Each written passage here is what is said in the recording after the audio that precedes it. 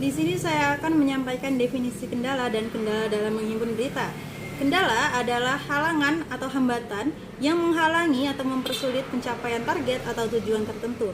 Sementara itu, menurut Kamus Besar Bahasa Indonesia, kendala adalah segala sesuatu atau rintangan yang membatasi, mencegah, atau menghalangi pencapaian sasaran. Adapun kendala dalam menghimpun berita, menurut Kusumaningrat, yaitu yang pertama, kendala internal. Gejala terjadinya kendala internal hampir terjadi di setiap penerbitan pers di Indonesia, baik dalam skala dan bentuk yang berbeda-beda, bahkan di media elektronik itu terlihat lebih kasat mata. Kedua, monopoli kepemilikan. Monopoli kepemilikan ditandai dengan munculnya suatu surat kabar yang kurang kuat di suatu kota. Kemudian surat kabar tersebut menerbitkan lagi surat kabar lainnya di kota yang sama. Ketiga, kendala iklan. Biasanya, konsultasikan dulu dengan redaktur untuk memastikan apakah berita itu bisa dimuat atau tidak, karena ada beberapa berita yang bisa membuat pemasangan iklan itu menjadi tidak nyaman. Yang keempat, ada menyebut merek dagang. Merek dagang juga terkadang menjadi kendala dalam penulisan berita. Sebagian surat kabar dan media melarang wartawannya menulis berita dengan menyebutkan merek dagang sesuatu perusahaan atau produk. Yang kelima, ada berita adalah bisnis. Yang dimaksudkan di sini adalah dalam menghasilkan berita, idealnya jurnalistik tidak boleh terpengaruh oleh kepentingan di luar pers. Namun, pada kenyataannya, pemberitaan di media massa masih dipengaruhi oleh kepentingan untuk diri sendiri atau kepentingan kelompok. Sejak negara kita memegang sistem ekonomi pasar bebas pada zaman Orde Baru, media massa bukan lagi menjadi alat perjuangan, tetapi sudah menjadi bisnis pengejar laba. Selanjutnya ada jurnalisme uang. Jurnalisme uang bukan sumber berita yang memberitakan hadiah atau amplop berisi uang kepada wartawan atau media, tetapi wartawan atau media yang memberikan uang kepada sumber beritanya. Contohnya adalah dalam hal peliputan berita pertandingan sepak bola. Jika kita memperhatikan tayangan-tayangan pertandingan sepak bola yang disiarkan langsung oleh televisi, kita pasti akan bertanya-tanya kenapa stasiun TV A hanya menayangkan Liga Italia dan televisi B menayangkan Liga Inggris. Itu semua dikarenakan adanya hak siar eksklusif oleh sesuatu media atau beberapa media yang dibeli dari sumber beritanya. Yang selanjutnya yaitu ada kode etik jurnalistik. Kendala lain dalam menghimpun berita yaitu dari ketentuan-ketentuan yang tercantum dalam Kode Etik Jurnalistik yang merupakan undang-undangnya profesi wartawan. Kode etik yang mengatur profesi wartawan Indonesia, anggota PWI, adalah Kode Etik Jurnalistik PWI yang untuk pertama kalinya disahkan dalam Kongres PWI pada bulan Februari pada tahun 1947. Dengan demikian, tegaknya profesional kode ini sangat mengandalkan pada kata hati atau hati nurani wartawan itu sendiri. Yang ke-8 ada embargo. Salah satu yang ditetapkan oleh Kode Etik Jurnalistik adalah lembaga embargo dan off the record. Kedua lembaga ini sebenarnya hampir tidak dapat dibedakan. Pasal 1947. Dengan demikian, tegaknya profesional kode ini sangat mengandalkan pada kata hati atau hati nurani wartawan itu sendiri. Yang ke-8 ada embargo. Salah satu yang ditetapkan oleh Kode Etik Jurnalistik adalah lembaga embargo dan off the record. Kedua lembaga ini sebenarnya hampir tidak dapat dibedakan. Pasal 14 Kode Etik Jurnalistik PWI berbunyi, wartawan Indonesia menghormati embargo bahan latar belakang dan tidak menyiarkan informasi. Menurut penjelasan tersebut, embargo yaitu permintaan menunda penyiaran suatu berita sampai batas waktu yang ditetapkan oleh sumber berita, wajib dihormati. Selanjutnya itu ada off the record. Istilah off the record, meskipun pengertiannya hampir sama dengan embargo, yaitu sama-sama permintaan dari sumber berita untuk tidak menyiarkan keterangan yang diberitakan oleh sumber berita.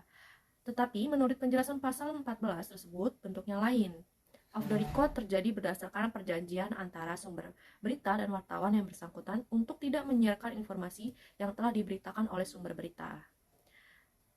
Yang ke-10 ada menyembunyikan identitas sumber berita.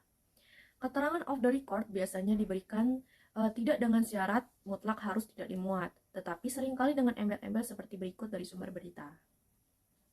Silakan saja jika Anda ingin memuatnya, tetapi jangan menyebut saya sebagai sumbernya. Nah, waspadalah, taktik ini biasanya digunakan sumber berita untuk melepaskan diri dari tanggung jawab jika ada ketidakcermatan dalam faktanya atau memang sengaja dia memberikan informasi bohong. Informasi yang akhirnya mengakibatkan timbulnya delik pers atau informasi itu dimuat untuk kepentingan pribadi. Selanjutnya ada delik pers. Delik berasal dari kata Belanda, yaitu delit, yang artinya tindak pidana atau pelanggaran.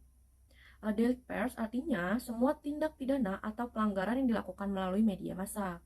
Padanan untuk delik pers dalam bahasa Inggris adalah libel. Ada perbedaan antara libel dan delik pers. Perbedaan ini terletak pada tujuannya. Uh, Hukum yang menyangkut libel yang berasal dari Barat, sistem politiknya bersifat liberal. Tujuannya untuk melindungi individu warga negaranya. Kendala dalam menghimpun berita yang selanjutnya yaitu public libel, membahas mengenai pasal-pasal yang mengatur pelanggaran atau kejahatan oleh pers terhadap negara dan pejabat negara serta terhadap masyarakat. Selanjutnya, private libel, membahas mengenai delik pers yang dapat digolongkan menjadi private libel yaitu delik pers terhadap orang perseorangan. Selanjutnya, hadzai artikelen, delik pers yang dikategorikan hadzai ini menyangkut kepentingan penguasa kolonial di negeri jajahannya. Baik, di sini saya akan memberikan salah satu contoh dari teks berita yang berjudul Diskusi Sederhana dalam Menganalisis Future dan Berita. Adakah kendalanya? Bandar Lampung, mahasiswa Program Studi Pendidikan Bahasa dan Sastra Indonesia, Universitas Lampung, Angkatan 2020 mendapat tugas perdana pada mata kuliah penulisan Future dan Berita. Tugas tersebut mengharuskan mahasiswa untuk mencari masing-masing satu future dan satu berita di surat kabar dan menganalisis unsur 5W+1H yang terdapat di dalamnya. Pengerjaan tugas dilakukan secara berkelompok. Kami diberikan instruksi untuk membawa koran dan menentukan future dan berita. Selanjutnya, kami juga harus menganalisis unsur 5W+1H yang terdapat di dalam future dan berita tadi. Ujar Cindy selaku mahasiswa yang mengambil mata kuliah penulisan future dan berita pada Jumat 24 Februari 2023. Cindy juga menyampaikan bahwa setelah mengikuti kegiatan tersebut, ia lebih bisa membedakan mana berita dan mana future. Setelah selesai mengerjakan tugas ini, saya menjadi paham dengan perbedaan future dan berita, ujarnya. Dalam pengerjaan tugas tentunya tidak terlepas dari kendala dan juga kesulitan, sama halnya dengan kelompok 5. Husnul selaku anggota kelompok 5 menyampaikan bahwa ia kesulitan dalam menentukan unsur mengapa dan bagaimana. Saya kesulitan menentukan unsur mengapa dan bagaimana karena keduanya hampir mirip, ujarnya. Hal ini juga disetujui oleh Cindy, teman sesama anggota kelompoknya. Saya cukup kesulitan membedakan mana termasuk unsur mengapa dan mana yang termasuk unsur bagaimana, ujar Cindy. Selain kendala tersebut, kelompok 5 juga mengalami kendala ketika menentukan unsur kapan. Saya bingung, kenapa unsur kapan terjadinya peristiwa dalam berita ini tidak ada ya? Yang tercantum hanya tanggal wawancara, ujar Cindy. Setelah bertanya kepada Bu Ayu selaku dosen, ternyata tanggal wawancara itulah yang dipakai, karena memang beritanya baru dirilis setelah wawancara. Menilik dari kelompok 5, dapat diketahui bahwa dalam mengerjakan tugas yang diberikan, mahasiswa mengalami berbagai kendala yang berbeda. Akan tetapi, kendala tersebut tidak menghalangi semangat dan antusias mahasiswa untuk menyelesaikan tugas yang diberikan. Baik, demikianlah contoh dari teks berita yang dapat diberikan oleh kelompok 5. Terima kasih. Di sini saya akan melanjutkan pemaparan materi dari rekan saya, yaitu mengenai kendala kami dalam menghimpun berita atau membuat berita. Terdapat 3 kendala, yaitu yang pertama, kendala dalam menghimpun berita. Kelompok penyaji mengalami kesulitan dalam mencari dan mengumpulkan data ketika hendak menghimpun berita yang telah dibuat. Karena kelompok penyaji mengalami kesulitan dalam menyesuaikan materi dengan kendala yang terjadi ketika membuat berita. Kendala yang kedua yaitu dalam menentukan judul. Kelompok kami mengalami kendala ketika menentukan judul karena merasa bingung untuk menjadikan judul tersebut agar menarik untuk membaca. Yang ketiga, kode etik. Kelompok 5 berusaha untuk menaati kode etik dengan tidak melakukan plagiat sebagaimana disebutkan dalam pasal 2 Kode Etik Jurnalistik.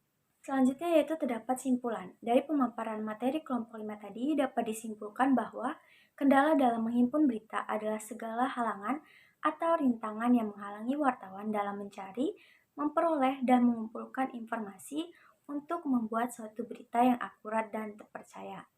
Dalam menghimpun berita, seorang jurnalis akan mengalami kendala atau masalah. Masalah yang dihadapi jurnalis tidak hanya ditemukan di lapangan ketika bertugas meliput, tetapi juga bisa berasal dari institusi media itu sendiri. Beberapa kendala yang mungkin dihadapi dalam menghimpun berita yaitu kendala internal, monopoli kepemilikan, kendala iklan, berita atau bisnis, menyebut merek dagang, jurnalisme uang, kode etik jurnalistik, embargo, off the record, menyembunyikan identitas sumber berita, delik pers, public libel, privat libel, dan hajai artikel. Baik, itu saja yang dapat saya sampaikan. Terima kasih.